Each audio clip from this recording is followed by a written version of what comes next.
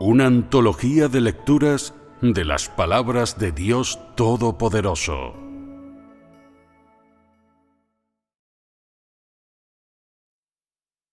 La obra de Dios, el carácter de Dios y Dios mismo. 3.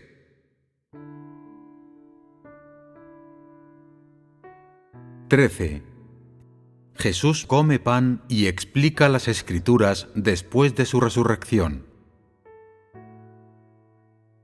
Lucas, capítulo 24, versículos 30 al 32. Y entonces, mientras él estaba sentado con ellos, tomó el pan, lo bendijo y lo partió, y se lo dio. Y sus ojos se abrieron y lo conocieron. Luego, él desapareció de sus ojos. Y se dijeron el uno al otro: ¿no ardía nuestro corazón dentro de nosotros mientras él nos hablaba por el camino y mientras compartía con nosotros las Escrituras? 14. Los discípulos le dan un pez asado a Jesús para que coma. Lucas, capítulo 24, versículos 36 al 43. Y mientras ellos decían esto, Jesús mismo se paró en medio de ellos y les dijo: «La paz sea con vosotros». Pero ellos estuvieron aterrorizados y asustados, y suponían que habían visto un espíritu. Y él les dijo: «¿Por qué estáis angustiados? ¿Y por qué vienen pensamientos a vuestro corazón? Mirad mis manos y mis pies, soy yo mismo. Tocadme y ved, porque un espíritu no tiene carne ni huesos como veis que yo tengo». Y cuando había dicho esto, les enseñó sus manos y sus pies.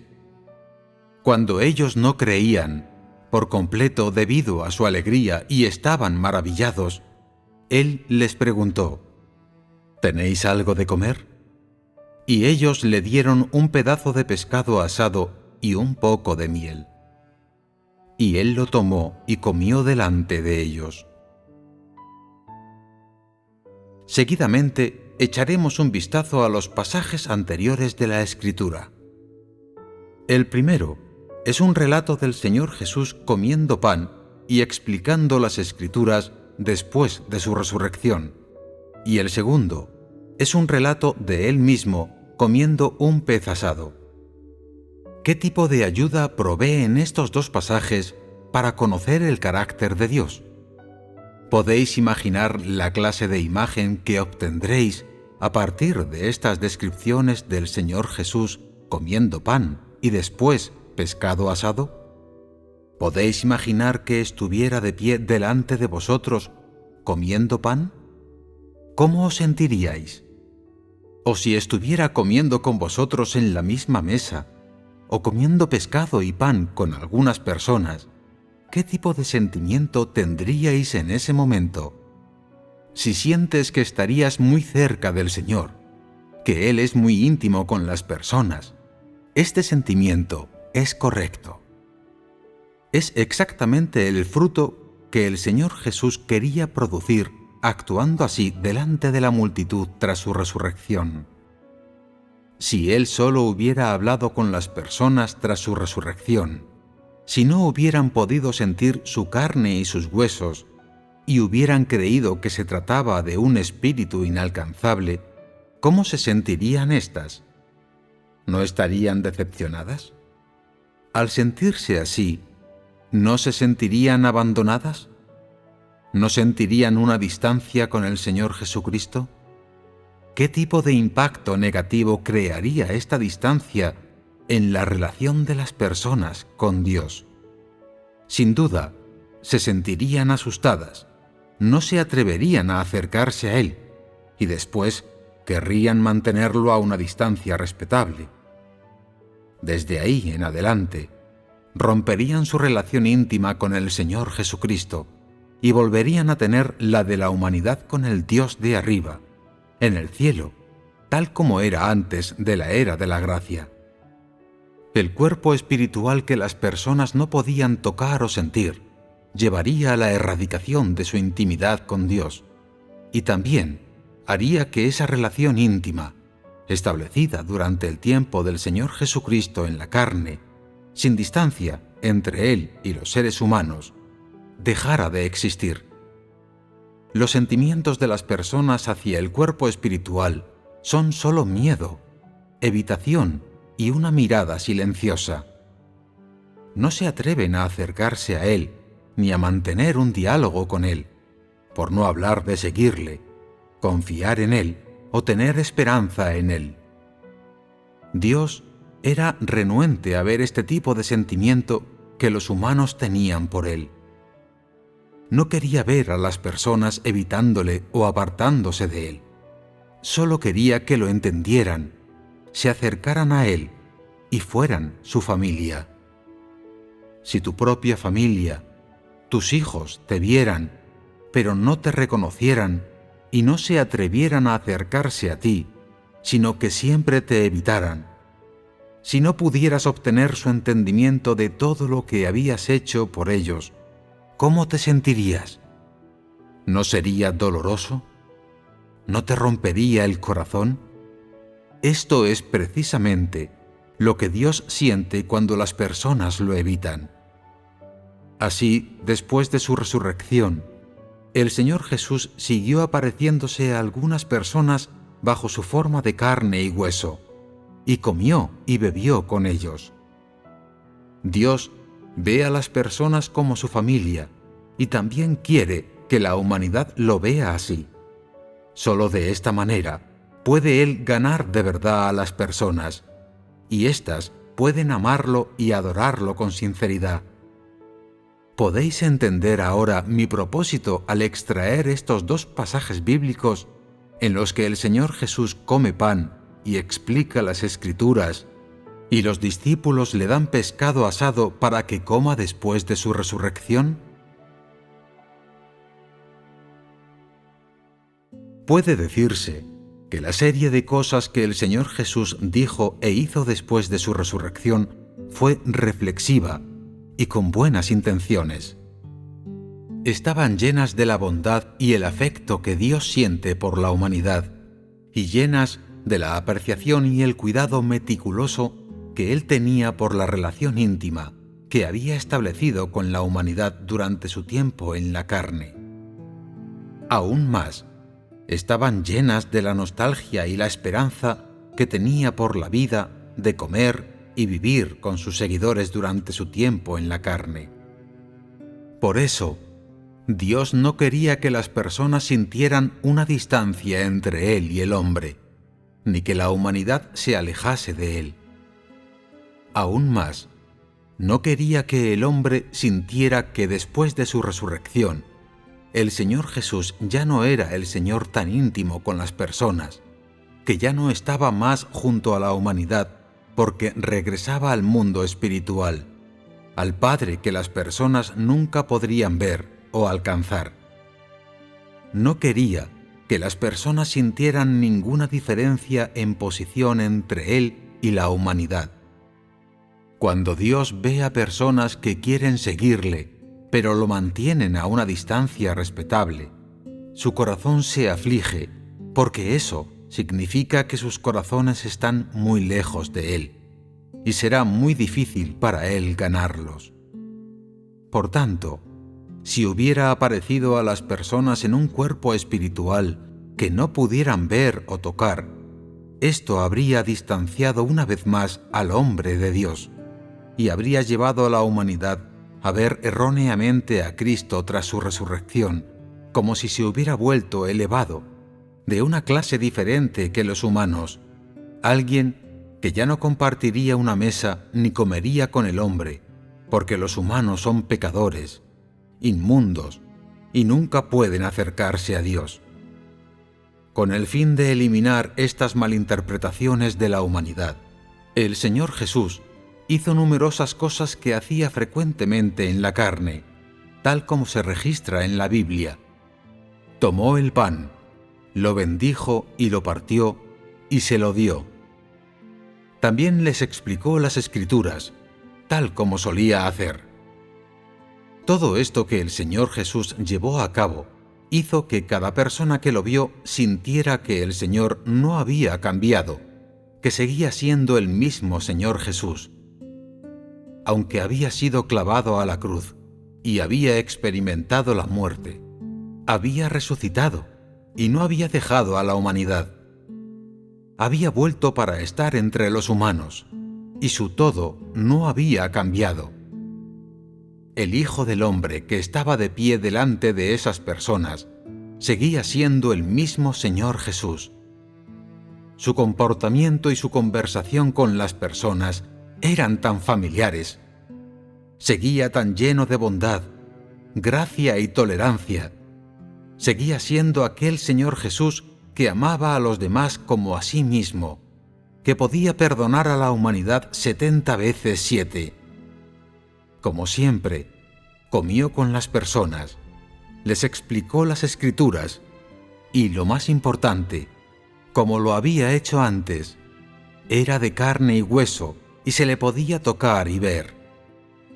El Hijo del Hombre permitió de esta forma que sintieran aquella intimidad, que se sintieran a gusto y que tuvieran el gozo de recuperar algo que se había perdido.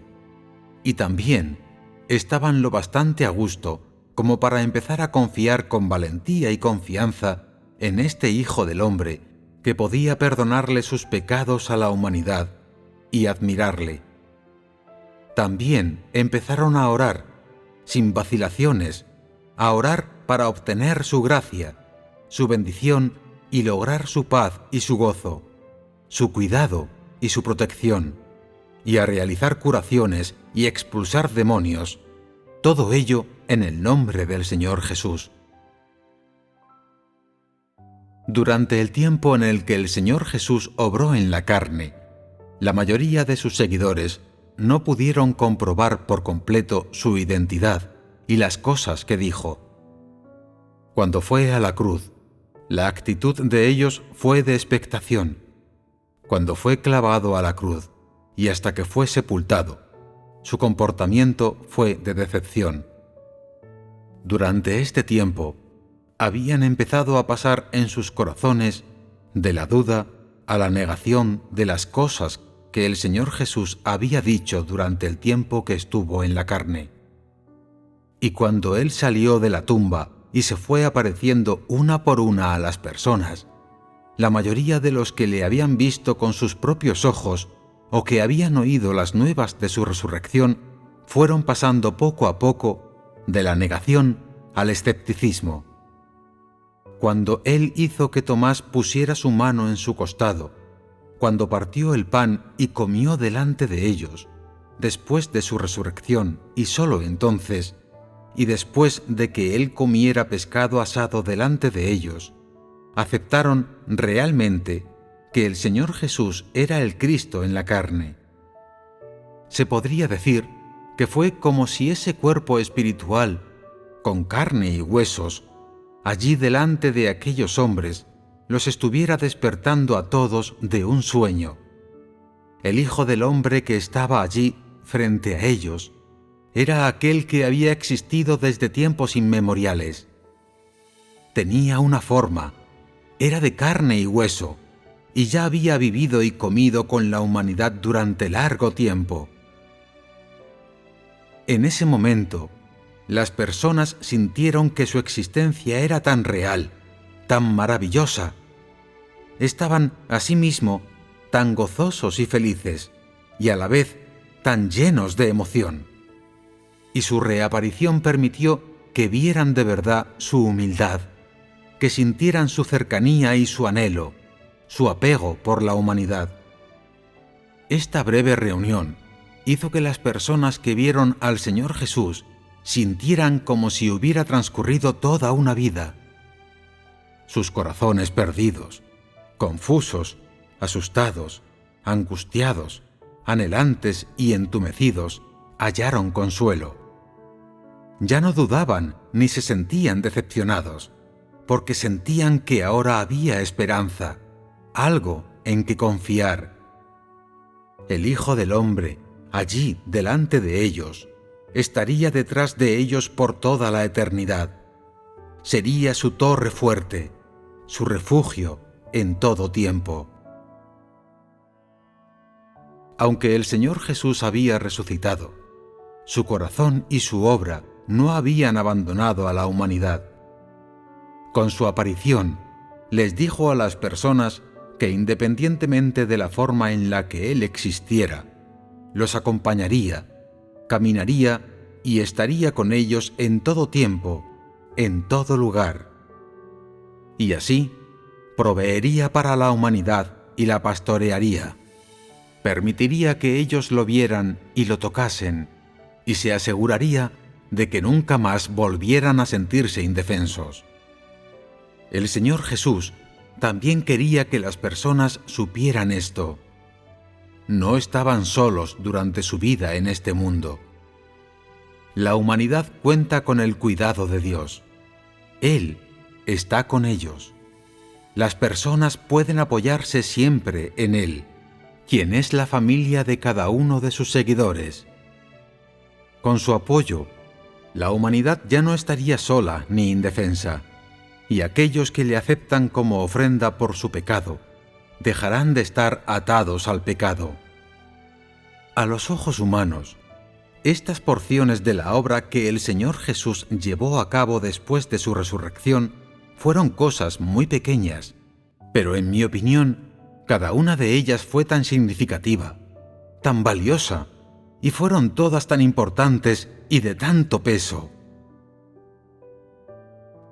Aunque el tiempo en que el Señor Jesús obró en la carne estuvo lleno de dificultades y sufrimiento, por medio de su aparición en su cuerpo espiritual de carne y hueso, terminó por completo, y de una forma perfecta, su obra de aquel tiempo de su encarnación para redimir a la humanidad.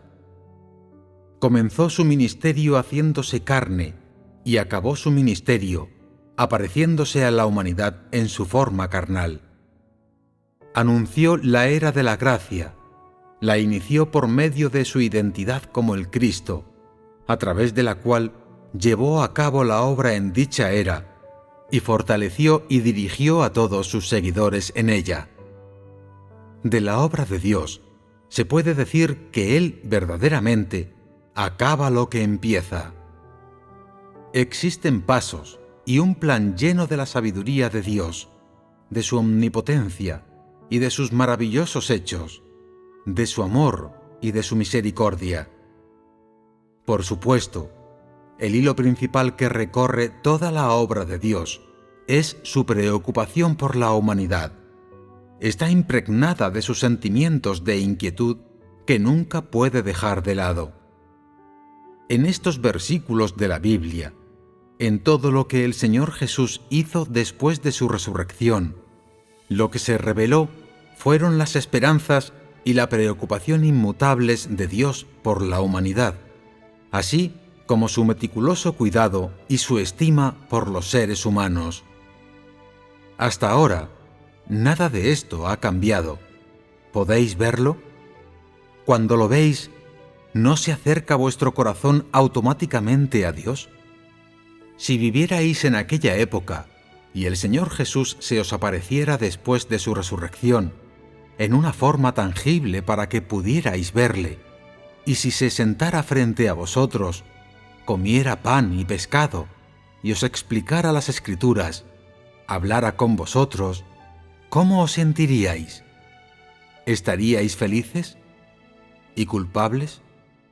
Los malentendidos anteriores y el haber evitado a Dios, los conflictos con Él y las dudas sobre Él, ¿no desaparecerían por completo? ¿No se volvería más adecuada la relación entre Dios y el hombre? A través de la interpretación de estos capítulos limitados de la Biblia, ¿habéis descubierto defectos en el carácter de Dios? ¿Alguna adulteración de su amor? ¿Habéis visto alguna astucia o maldad en la omnipotencia o la sabiduría de Dios? Desde luego que no. ¿Podéis decir ahora con seguridad que Dios es santo? podéis decir con certeza que el placer, la ira, la tristeza y la felicidad de Dios son todos ellos una revelación de su esencia y su carácter? Espero que después de leer estas palabras, lo que hayáis entendido de ellas os ayude y os proporcione beneficios en vuestra búsqueda de un cambio de carácter y en el temor de Dios. Espero, asimismo, que estas palabras lleven un fruto para vosotros que vaya creciendo día a día, para que en el proceso de esta búsqueda os acerque cada vez más a Dios y al estándar que Él requiere. Que ya no os aburra la búsqueda de la verdad, ni sintáis que esto, y perseguir un cambio de carácter, es algo difícil o superfluo, sino más bien el verdadero carácter de Dios y su santa esencia, que os motivan para que anheléis la luz, la justicia y aspiréis a buscar la verdad, a procurar satisfacer la voluntad de Dios y a convertiros en seres humanos ganados por Dios, en personas reales. Hoy hemos hablado sobre cosas que Dios hizo en la era de la gracia, cuando se encarnó por primera vez. A partir de ellas, hemos considerado el carácter que Él expresó y reveló en la carne, así como cada aspecto de lo que Él tiene y es. Todos estos parecen muy humanizados, pero la realidad es que en esencia, todo lo que reveló y expresó es inseparable de su propio carácter. Cada método y cada aspecto del Dios encarnado que expresa su carácter en humanidad están inextricablemente vinculados a su propia esencia. Por tanto, es de suma importancia que Dios viniera a la humanidad por medio de la encarnación, y la obra que realizó en la carne también es muy importante. El carácter que Él reveló y la voluntad que expresó son incluso más importantes para cada persona que vive en la carne, en la corrupción. ¿Podéis entender esto? Tras comprender el carácter de Dios y lo que Él tiene y es, ¿habéis sacado algunas conclusiones respecto a cómo deberíais tratarle? En respuesta a esta pregunta, y a modo de conclusión, me gustaría haceros 3 advertencias. Primero, no pongáis a Dios a prueba. Independientemente de cuánto comprendáis sobre Él, de cuánto sepáis sobre su carácter, nunca jamás lo pongáis a prueba. Segundo, no contendáis con Dios por posición. No importa el tipo de posición que Dios te dé, o la clase de trabajo que te encomiende, o el deber que Él te mueva a realizar, y lo mucho que hayas gastado y sacrificado por Él, no compitas en modo alguno con Él por posición. Tercero, no compitas con Dios. Independientemente de que entiendas y obedezcas lo que Dios hace contigo, lo que Él dispone para ti y las cosas que traiga en tu vida, no compitas con Él. Si tienes en cuenta estas 3 advertencias, estarás relativamente a salvo y no enojarás a Dios fácilmente. Es todo lo que comparto por hoy.